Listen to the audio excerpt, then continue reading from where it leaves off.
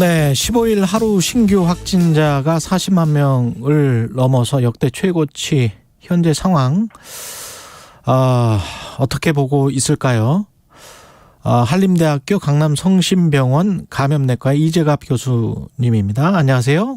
네, 안녕하세요. 예, 지금 신규 확진자는 이렇고 치명률은 계속 낮아지고 있고 사망자 숫자는 그래도 뭐 200명대 왔다 갔다. 신규 확진자 숫자가 워낙 많으니까요. 이게 네. 지금 병원은 지금 이렇게 어떻습니까? 굉장히 힘든 상황일 것 같은데 병원은.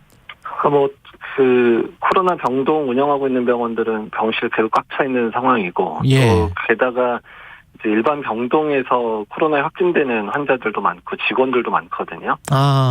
예, 그러니까 이제 매일 이제 환자들 옮기고 또 검사하고 또 직원들이 빠져나가니까 입원 환자 수가 많아지면 안 되니까 입원도 어느 정도 제한하고 있고 그래서 업무 축소도 하고 있고 뭐 이런 상황으로 대응하고 있고요. 응급실은 거의 뭐 아비규환입니다.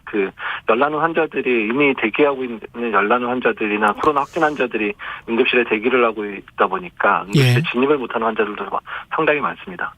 나이는 어떻게 되나요? 그런 정도로 증세가 심각한 분들의 나이는 어느 정도입니까?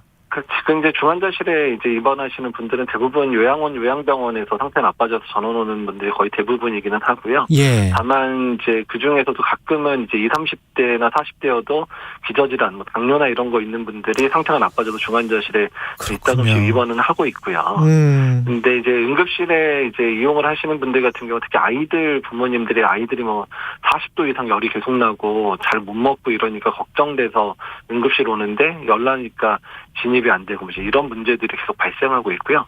게다가 이제 일반관리군, 그러니까 재택치료받는 일반관리군 숫자도 지금 거의 170만 명 이렇게 가까워지고 있잖아요. 그러다 그렇죠. 보니까 지금 이제 그분들이 처방을 받아야 되는 이제 외래들, 그러니까 이제 근처에 있는 이제 개인 요원들이나 이런 데가 또 최근에는 신속항원 검사나 이런 환자가 몰리다 보니까 전화로 아예 처방도 못 받고 있는 경우도 많고 외래 상담센터나 이런 데도 전화 연결이 안 되고 이래서 정말 지금 이제 의사들과 전화 통화도 하기 힘든 상황들이 실제로 벌어지고 있습니다. 의사 간호사분들이 정말 힘드실 것 같은데 지금 현재 상황이 코로나19 증상이 심하지 않은 환자는 일반 병상에서 지금 치료를 받을 수 있게 됐잖아요. 네. 이게 그러면 오히려 더 감염을 퍼뜨리게 되는, 특히 병원에서 감염을 퍼뜨리게 되는 그런 요인이 될 수도 있습니까? 이제 그럴 수가 있는 거죠. 예. 지금 오미크론의 전파 정도가 우리가 이제 그 전파에 있어서는 최강이라고 얘기하는 홍역 수준 정도의 전파력을 가지고 있다고 그러거든요. 예. 근데 그래서 홍역 환자도 대부분 다 이제 음압격리실에 격리하고 보라고 얘기를 하고 있는 상황인데 전파력은 홍역 수준인데 이제 환자는 일반 격리실에 음압도 안 걸려 있는 데서 보라는 얘기는 병동 내에서 그런 감염 관리 부분들이 일정 포기하라는 얘기가 사실 같습니다.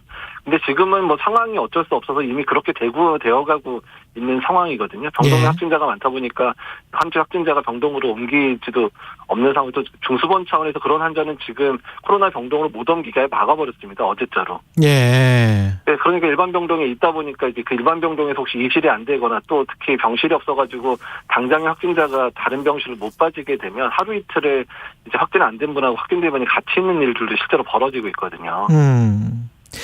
교수님이 최근 SNS에 독감도 하루 40만 명씩 나오면 의료 붕괴가 온다 이런 말을 하셨는데 이게 의미하는 바가 커요. 예, 그렇습니다. 일단 그 확진자 규모가 너무 커지게 되면 일단은 절대적인 중환자, 그러니까 의료 체계는 절대수잖아요. 그렇죠. 그러니까 중환자 베드수라든지 이런 건 정해져 있다 보니까 절대 중환자가 늘어나게 되거든요. 확진자가 너무 커지면 그러니까 의료 체계가 감당을 못한다는 얘기예요. 그래서 독감은 전파력이 오미크론의 한 7분의 1, 뭐 5분의 1이나 7분의 1밖에 안 되거든요. 예. 그러니까 이렇게 많은 확진자가 하루에 발생하지도 않아요. 그러니까 독감이랑 비교하는 것 자체가 어불성설이라는 얘기죠. 지금 정점에서 꺾이는 그 시기가 중요할 것 같은데 유행의 정점을 16일에서 22일로 방역당국은 보고 있단 말이죠. 비슷하세요? 어떻게 생각하세요? 근데 무슨 점쟁이도 아니고요. 이거를 날짜를 찍어가지고 어떻게 그렇게 예상을 합니까? 지금의 유행 상황 자체가 악화되고 있으면 정점은 밀릴 수밖에 없는데 오늘 확진자 규모가 60만 명 넘을 거예요. 오늘은? 예. 그럼 지난주에 비해서 지난주 예측치를 이미 넘어섰거든요. 이번 주에. 지금 저 800만 명 정도의 확진자고 실제 확진자는 인구의 한 절반 정도는 되지 않을까요? 감염이 된 사람들은. 그 부분들을 추정하는 부분이기는 한데 예. 다만 국가마다 그러니까 이제 어느 전문가들은 전 국민 한 25에서 30% 정도가 확진되면 상황 나아질 거라고 예측은 하는데 그것도 모르는 얘기거든요. 그것도 모르는 이야기다. 왜냐하면 국가마다 현재 감염된 수준이라든지 또 예방접종의 정도 또 예방접종을 한 지 얼마나 됐느냐에 따라서 예방접종 효과도 떨어지는 상황이기 때문에 예. 국가마다 다 정점에 이르는 상황들이 다 다르게 나타납니다. 그래서 우리나라가 정점에 언제 이를지에 대한 부분들도 이제 예측하기가 어렵고 게다가 지금 계속 거리두기를 완화하고 있고 정부 차원에서 지금 상황이 위기라는 얘기조차 안 하고 있다 보니까 사람들의 행동 변화를 일으키지는 못하니까 유행은 그냥 갈 때까지 가는 상황이 돼버리거든요. 예. 또 정점에서 꺾인다고 하더라도 예전에 정점이 꺾이면 바로 정말 하루가 다르게 떨어졌는데 이거는 그때는 거리두기를 강화해서 인위적인 거리두기가 들어가니까 꺾였던 측면이 있고 그러니까 빨리 떨어졌지만 네. 이번에는 거리두기 강화를 안 하려고 하기 때문에 되게 정점을 이루더라도 매우 완만하게 떨어질 거니까 의료체계 입장에서는 뭐 짧게는 한 달, 길게는 2달 정도 상당히 힘든 시간을 보낼 수밖에 없게 된다는 얘기죠. 지금 사람들의 행동도 말씀을 하셨는데 이미 코로나를 감기 정도로 인식을 하는 사람들이 굉장히 많아서 오미크론을 특히. 네. 그래서 이게 지금 거리두기 완화해서 다시 역행해서 또 거리두기 강화로 가기가 쉽지 않을 것 같은데요. 어떻게 보세요? 일단 뭐 지금이 이제 정권이 바뀌는 시기잖아요. 그렇죠. 그러니까 현 정권 입장에서는 이제는 실권이 넘어가는 시점이니까 강한 정책을 드라이브 걸 수도 없고요. 예. 새롭게 들어올 정권 자체는 자기네가 피묻히면서 이 상황을 그렇게 돌이킬 생각도 안 할 거란 말이에요. 결국 일종의 그렇겠죠. 방역의 공백기가 발생하고 있는 상황이라 강력한 정책을 할 수도 없어요. 그러니까 어차피 그렇게 못할 거라면 국민들한테 경각심이라도 주고 국민 스스로가 어떻게 예방해야 되는지 특히 젊은 층분들한테 부탁드리고 싶은 거는 예. 유행이 커져버리면 부모님 세대 또는 할머니 할아버지 세대들한테 전파 양상이 넘어가면서 거기서 사망자가 급증하게 되거든요. 그러니까 유행 규모를 줄이지 않고서는 지금의 위기 상황, 특히 사망자가 늘어나는 것을 막을 수 없다는 부분들을 젊은 분들께서 꼭 인지해 주시고 좀 조심스럽게 행동해 주시길 부탁드리는 겁니다. 알겠습니다. 그게 그나마 최선의 대책이다 이런 말씀이시네요. 예. 네, 예.